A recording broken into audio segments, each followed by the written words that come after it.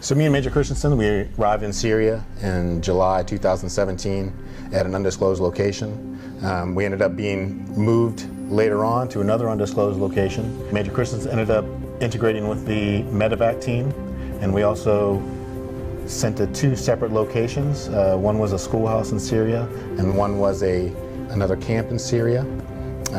We ended up mostly taking care of YPG and YPJ patients, multiple trauma patients, probably averaging 5 to 10 traumas a day, probably 20 patients a day from multiple blast injuries, IEDs, gunshot wounds. Major Christensen also, being part of the TACECET team, also transported patients to multiple locations during that time.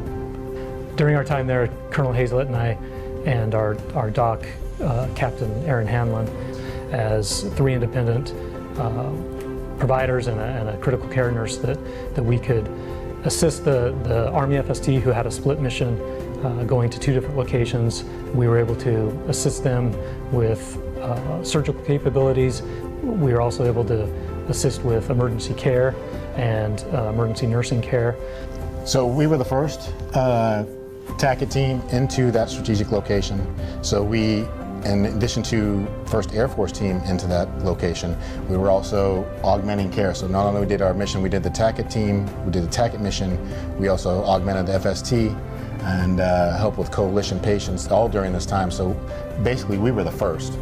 It was a hostile work environment, and the unknown was constantly the overwhelming situation. You just everything was unscripted, and you just never know what was going to come in next. And it was a great experience. Yeah, it was a 24/7 operation, so we would have patients all day long, day in and day out. The Bonze Star means to me it's something very special. It is acknowledgement of what we did. I think it's an honor that we got that. I think it's well deserved, but it's still, it makes you feel special. I too am humbled to have been considered to receive it. I see the portraits on the wall of those before us that have received it, and to be recognized for that is a great honor.